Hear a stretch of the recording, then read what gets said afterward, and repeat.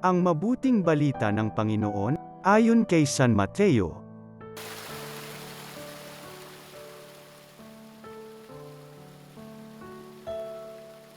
Noong panahong iyon, sinabi ni Jesus sa mga punong saserdote at matatanda ng bayan, "Pakinggan ninyo ang isa pang talinghaga. May isang taong nagtanim ng ubas sa kanyang bukid, at ito'y binikuran niya. Gumawa siya roon ng pisaan ng ubas at nagtayo ng isang mataas na bantayan. Pagkatapos, kanyang iniwan sa mga kasama ang ubasan, at siya'y nagtungo sa ibang lupain. Nang dumating ang panahon ng pitasan, pinapanta ng may-ari ng ubasan ang kanyang mga alipin upang kunin sa mga kasama ang kanyang kaparte.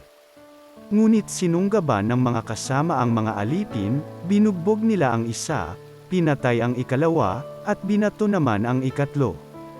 Pinapanta uli ng may-ari ang mas maraming alipin, ngunit gayon din ang ginawa ng mga kasama sa mga ito.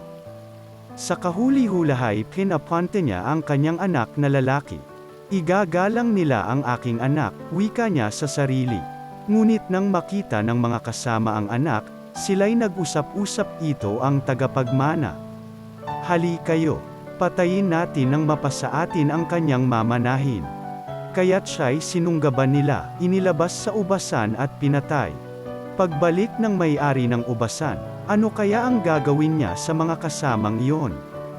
Sumagot sila, lilipunin niya ang mga buhong na iyon, at paalagan ang ubasan sa ibang kasama na magbibigay sa kanya ng kaparte sa panahon ng pamimites. Tinanong sila ni Jesus, "Hindi pa ba ninyo nababasa ang talatang ito sa kasulatan? Ang batong itinakwil ng mga tagapagtayo ng bahay ang siyang naging batong panulukan. Ginawa ito ng Panginoon, at ito'y kahanga-hanga. Kaya nga sinasabi ko sa inyo, hindi na kayo ang paghaharian ng Diyos kundi ang bansang maglilingkod sa Kanya ng tapat." Ang mabuting balita ng Panginoon.